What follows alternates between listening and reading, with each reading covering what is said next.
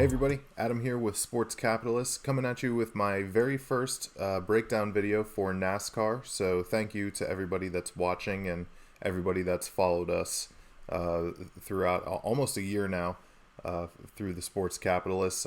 If you've seen any of our videos before, you know that myself and Danger do the NFL content, and it's going to be nonstop for me because NASCAR season started right after the Super Bowl. So very excited about that. Before we continue, you guys know the drill. Like, comment, subscribe, give your feedback, and be sure to join our Discord. The link is in the description below. And, you know, if you disagree with any of my picks or you're feeling a certain way about one guy or less about another, you know, we want to hear it because information and different opinions are certainly crucial in the world of daily fantasy. Like I mentioned, this is my first video. I didn't get a chance to do it for the first two races. The Daytona 500, unfortunately, had a death in the family, so that, you know, had to go to a funeral for that weekend. And then last weekend was feeling a little under the weather, so I didn't feel like the recording quality was going to be that great. But this is my very first one. Very excited about it, and we're going to break down the Pennzoil 400 at Las Vegas. Now, normally I would like to do, so this is another timing thing. I would like to do these after qualifying and knowing where the starting positions are. But I have an event tomorrow that I have to attend, so I will not be able to do that after qualifying. So today I'm just going to break down some of the drivers that I feel strongly about at this track. Obviously, some of the more fringe guys, it's going to depend on if they're a place differential play or not. We'll go over potential dominators, or if, you know, maybe they don't qualify well, and then we'll try and cover some value guys. But if you want, you know, the official rankings and all that kind of stuff, and picks, and, you know, once it's confirmed after qualifying, again, if you join that Discord below, you'll have all of that stuff before the race starts on Sunday. So I'm going to cover both sites. You know, pricing going to be, you know, similar between at least the top drivers.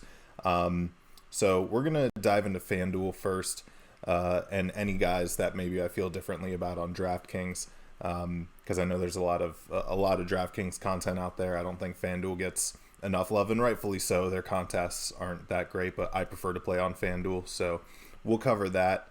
And then if there's any guys that are drastically different in pricing that I feel differently about, we'll go over that too. So you know, starting out on the FanDuel side, just looking at Hendrick Motorsports in general, Kyle Larson and Chase Elliott are obviously the top two. Kyle Larson, rightfully so. He's won at Vegas already. You know, he's coming off of a win last week, so certainly has the dominator potential. I think there's quite a few guys that are in play to win this race other than Kyle Larson, although we've seen him, you know, do very well at Vegas and tracks similar to Vegas, so it's really hard to fade Kyle Larson. You know, if you're in the category of fading him, I wouldn't consider it any more than maybe going a little underweight on what you think his projected ownership is going to be. Chase Elliott, a little bit of a different story. I certainly think he has the dominator potential. And I like him, you know, if you're doing multiple lineups and you want to pivot off of Kyle Larson for a dominator, I like that. I wouldn't try and go through the effort of trying to squeeze both of them into the lineup at the same time. I just don't see a situation where that works out. I think you can use that money elsewhere.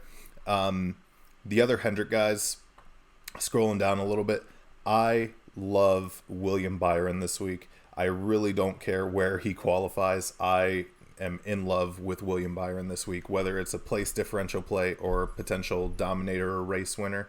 I'm really big on William Byron this week, so we'll see how he qualifies.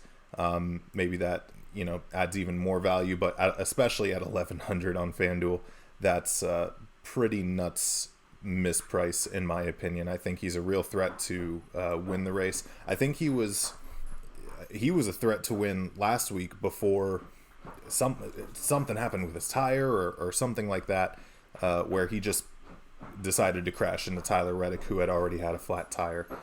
during that race. So disappointing because I had a lot of William Byron last week as well, but that's just the nature of DFS and NASCAR in general. One bad thing and your day is gone. So, and then Alex Bowman at 9,700. I don't mind him. I know he's really hit or miss. I'm an Alex Bowman fan, but really disappointing last week. He ran very well but just couldn't keep himself out of the wall.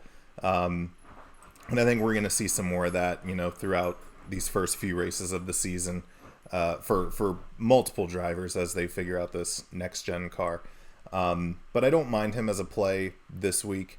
But I can't get over William Byron. If I'm picking between the two, I'm going with William Byron most of the time. Again, if you're doing multiple lineups, maybe you want to have some exposure to Alex Bowman, but really like William Byron this week. Now moving on to the guys underneath, Team Penske does really well at this racetrack. And I think that it doesn't get quite talked about enough with how dominant like Kyle Larson and Hendrick do at like these types of tracks. But at this track specifically, Team Penske is really, really good. So Joey Logano at 1,300, Ryan Blaney at 12.5. I like Ryan Blaney a little bit better just because of that. I like him a little better just in terms of where I think he's going to perform anyway. But, especially at a little bit cheaper, I would really like Ryan Blaney. And then scrolling down a little bit, Austin Cindric, driving Brad Keselowski's car, had a okay showing last week. Managed to avoid a lot of the wrecks, so he had a solid finish, and then obviously he won the Daytona 500, which Fords typically do well at anyway. So Cindric was my favorite Xfinity driver. Was really excited to see that he got into some good equipment with Keselowski's old ride, and he's only 8,000. And if he, can show the talent that he had in Xfinity combined with the historically good equipment that Penske has at this racetrack, I really like. I think Austin Cindric is a really good value at 8,000. So, if I'm ranking how I feel about Team Penske right now before qualifying, just in terms of price and everything, I would probably go Blaney, Cindric, Logano, and that's not to say I don't like Logano. That's mainly being driven by pricing. But if Logano has a bad maybe good practice, bad qualifying, and he's a place differential play, then that might change how I feel about that. Or if Cindric, ends up on the pole again, that might also change how I feel and what his floor / upside would be. But we'll see. That's kind of the nature of doing these videos before qualifying, but wanted to get this one out. So, and then Joe Gibbs, Toyotas have struggled so far with this next gen car. I know it's only been a couple races, and especially last race, it's just one race, but multiple issues for all of them. The fact that Kurt Busch, and not to take away from Kurt Busch because he's very good at the last racetrack at Auto Club that we were just at, but the fact that he started in the back, had a pass-through penalty at the beginning, and then still finished as the best Toyota among the whole field, I think that does say a little bit about Toyota and this new scheme. So, again, they're still really good drivers. They're really talented drivers. Kyle Busch, I think, is, according to Vegas, the second favorite. In at least the last I saw the line or the favorites lines, I think Kyle Busch was second behind Larson. But it's a little hard to. Again, you don't want to overreact to it, but it's still something to monitor given what we've seen the first couple weeks. Denny Hamlin just didn't have it last week. At these types of tracks, my performance model likes Hamlin. It likes him the best out of any Toyota. So I wouldn't mind Hamlin, but I'd want to see how he qualifies. But at 11.5, that's actually a pretty good price for Denny Hamlin. I don't know the last time I saw him that low.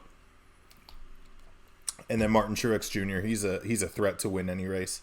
I know at the Clash he was saying he didn't really have much faith in the cars, and I don't know if that was a long-term thing or if that was just at that week. But Truex at 10.5, not bad. And then I don't know if I'm going back to the Christopher Bell this week. I was really big on Christopher Bell last week, and that bit me. He finished the worst fantasy points wise, at least on FanDuel. But still an okay pick. Right now, prior to qualifying, I think I'd rather save the money and take Austin Cindric rather than Christopher Bell. But again, qualifying can change how I feel about that. And then we'll just kind of go down the list here on FanDuel and point out any other guys that I'm feeling strongly about or not as strongly about. I do want to talk about Tyler Reddick.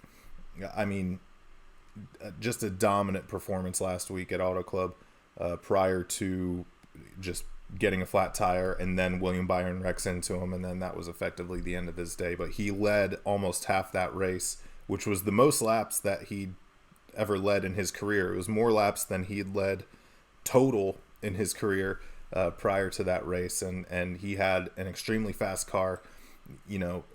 Barring other wrecks, I think only some of the Hendrick guys and Joey Logano were a real threat to unseat him, but he was just crazy fast all day. If he can continue that momentum, I think he's a good pick at 10,000. I think that price might be a little inflated based on his performance last week, but and maybe some recency bias causes his ownership to go up a little bit. So maybe going a little underweight on that is a solid strategy. But again, barring that just bad luck that he had, he is a strong contender and likely wins that race. Kevin Harvick, gonna depend on where he qualifies. If he's a place differential play, I don't see any dominator upside with him. The new car, he's getting up there in age. I'm not really feeling him. Brad Keselowski, do want to talk about him. I do like Brad Keselowski. Again, when he was with Penske, had very good showings at these track types, and seems to be, barring prior to any issues or spinouts or flat tires or anything, seems to be doing well with Roush Fenway. So I don't know about 9,000. I don't know if I'm crazy about that, but maybe other people see that and decide not to play him too. So maybe that's a leverage advantage. A leverage that you can take advantage of. My apologies. And then looking down to the value guys. One guy that really stuck out to me, and I think I scrolled past him. Chris Buescher at 6,500. I really like him as a value play this week. It just historically what we've seen from him at this track type is really solid. And I think a lot of people are going to want to play Ricky Stenhouse based on what we saw last week. And I know that Ricky's got the whole Ricky Stenhouse shtick surrounding him. But if he gets a little bit of ownership bump based on his performance last week, I think saving a little bit and going down to Chris Buescher is really something that you can take advantage of. I am surprised to see Ross Chastain that low. Let me see where I have him in my Okay, so my performance model has him pretty low too. So I guess the pricing makes sense, but I mean I wouldn't mind him. I don't mind him just looking at it right off the bat. So that's certainly a pivot that you can go to. If you're trying to save money. But really it's Chris Buescher. I do also really like Ricky Stenhouse. So I don't want to take away from him in that regard. But I think Chris Buescher is, if we're considering value play, like under 8,000 or even under 7,000, I think Chris Buescher is probably my favorite one here at first glance. if you can afford them and go up to Austin Cindric at 8, I do like that play. And I don't mind Austin Dillon at 7,700 too. Also want to bring up Kurt Busch. Pardon me, Kurt Busch. I think is a solid play at his price tag. I think he was crazy underpriced last week. I don't know what they were thinking there, but at 9,200, I like Kurt Busch a lot better than Kevin Harvick. I would like Kurt Busch if he was more expensive than Kevin Harvick, to be honest. I like him better than Alex Bowman at first glance. And I would probably play him over Brad Keselowski, but it would be close just because I have a hunch about Keselowski this week. So yeah, that's going to be my thoughts on the FanDuel side. We'll take a look at DraftKings here and see if there's anybody that's got like a crazy price difference. So the top are the top 5 still the same? Yeah, Larson, Elliott, Logano, Blaney, Kyle Busch are the top 5, and then Hamlin, Byron, Truex. Wow, okay. So the top 8 are the same between DraftKings and FanDuel. So that's not really going to change how I feel in terms of like what I talked about before between the two of them. Like, don't try and squeeze in Kyle Larson and Chase Elliott into the same lineup. Maybe if you're doing like multiple lineups, you could maybe try it, but I wouldn't force your way into it, especially in a cash situation.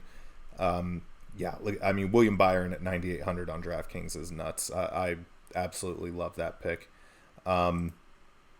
Who is Truex, Reddick?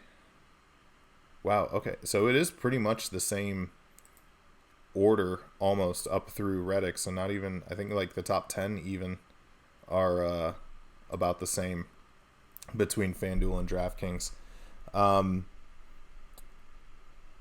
Bowman at 87, I like a little bit better on the DraftKings side. I don't like Harvick at 91. And Bell at 82. I feel about the same on that one. Not really. Again, it's going to depend on how he qualifies. I'm going to leave it at that for Christopher Bell. Cindric at 77, I still like on DraftKings. And there you go. So there's a mismatch there. So Ross Chastain, and I know the pricing is different, but you can kind of check out relative pricing and see where they're at. So Ross Chastain comparatively is still more expensive on DraftKings than he is on FanDuel. So I think that's a potential misprice on FanDuel that Ross Chastain is only 5,500. I don't know that I would play him at 75 on DraftKings, considering that Austin Cindric's right there. Or you could even pay down and get Ricky Stenhouse or Eric Jones. Eric Jones has had impressive showing so far. At Daytona. Yeah, well, okay, he finished 29th, but I feel like he was solid for at least a chunk of it.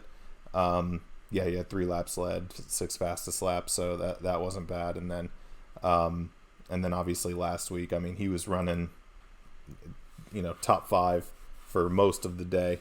So Eric Jones, not a bad play.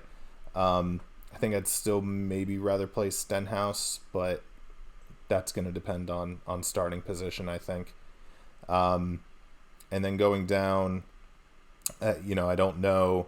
Again, based on qualifying, I don't know that you have to go down this far on these guys. I for sure don't like Greg Biffle at 55. But Burton at 59, that's not bad. Where did... I like Burton at 59 on DraftKings. Again, we'll see where he starts, but I think that's a good value play right there. Burton at 59. If we're talking about guys under 7,000 I'd still probably rather play Chris Boucher at 65, but Burton at 59 is close. Where is he on FanDuel? And he's 5,000 on FanDuel, so it's about the same comparatively. So I don't mind that price on FanDuel either, honestly. Harrison Burton at 5,000. So yeah, now let's toy around and just try and build a lineup here real quick. I built one on FanDuel already, but I can't remember how it went off the top of my head. But I know for sure. Let me make sure my screen is still showing here. Let me scroll down a little bit. I'm sorry here. All right. So let's go with Larson. Let's start with Larson and Byron. And then let's throw in...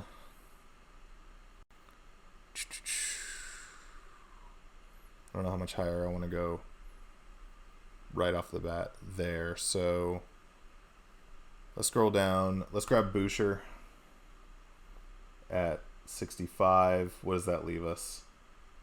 92.5 each. So you could do Kurt and Kez at that point, or you could do Cindric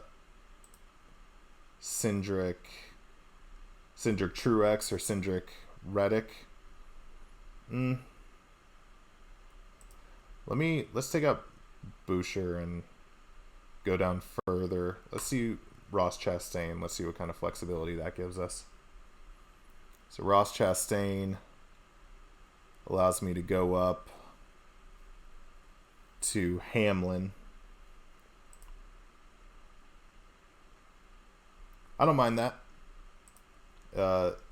Larson, Byron, Chastain, Cindric, Hamlin. That's not bad, just off the top of my head. And again, this is all prior to qualifying, so that could drastically change how I feel about any of these guys, especially like a Hamlin or Chastain or Cindric. I mean, I'm pretty sold on Larson and Byron at the moment. I can't foresee qualifying or practice changing my mind that much about it.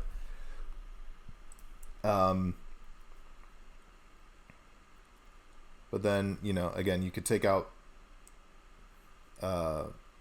Cindric and try and go Kurt Busch, and you could still grab Tyler Reddick at that point. That's not bad. Or you could go Keselowski and Truex. Would I rather have Kurt Busch and Reddick or Truex and Keselowski? I think I'd rather have Truex and Keselowski at the moment.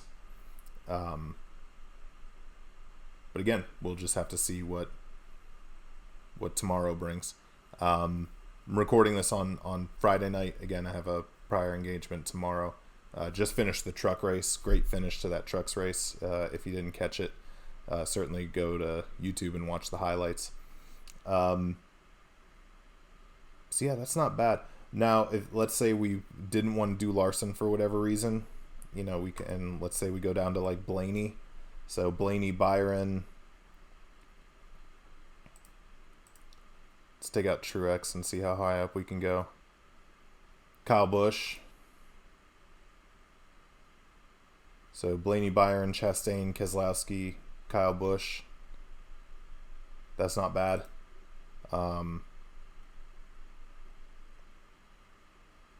And again, if you wanted to, you could drop down to Cindric and bump up Chastain to Chris Boucher, or,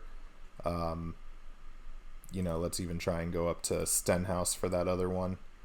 So then, yeah, that's not as attractive because then you're looking at like Dillon or Suarez. I mean, you could still play Dillon at that point, but I'm not super in love with that lineup. So yeah, I think for me, regardless of qualifying, again, unless something like crazy happens, I think I'm starting most lineups with Kyle Larson and William Byron. That's just where I'm leaning this week.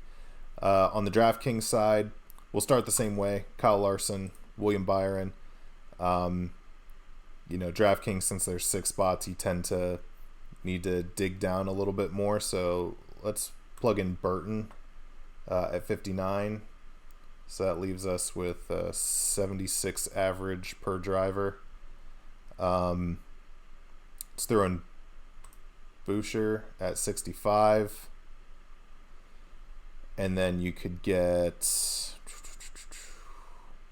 I don't know, in that situation that I'd want to pay up for like a Harvick or a Kurt Busch.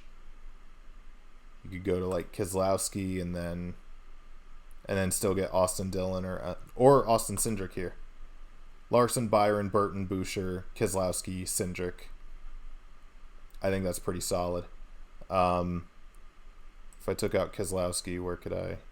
You could take out Keselowski and go up to Bowman at that point, or go down to Bell. Let's keep Keselowski in. Can we upgrade Burton at all in that case? Not really. You could go up to Bubba if you wanted to, but this week, this week I'm not feeling Bubba that much. Again, unless he's starting like way in the back like last week and he's a place differential play. Boucher, you're probably not upgrading much unless you really like Chase Briscoe. That's not bad. And then again, we're typically building around Larson and William Byron in that case. But if you didn't like William Byron, for example, in that example, Larson, Burton, Boucher, Keselowski, Cindric. If you wanted to upgrade Byron, you could go up to a Denny Hamlin or even as far as Kyle Busch. So Kyle Larson, Kyle Busch, Harrison Burton, Boucher, Keselowski, Cindric. It's not bad. So yeah, and again, I won't spend too much more time on that because it's going to depend on qualifying. But hopefully in future videos we'll have that capability. And again, regardless of when the video comes out or when qualifying is, you'll be able to see the final rankings if you join our Discord in the link in the description below. So if you've made it this far, thank you for watching. Hoping to do more of these videos and I'll clean it up. I don't do a ton of solo videos. I did them with the NFL, but this was my first NASCAR video. Looking forward to doing much more because I really love doing NASCAR content for the Discord at Sports Capitalist. So be sure to join. If you're playing, good luck this week. If you're not and you're just a NASCAR fan, enjoy the race. And I will see y'all next week. Take care, everybody.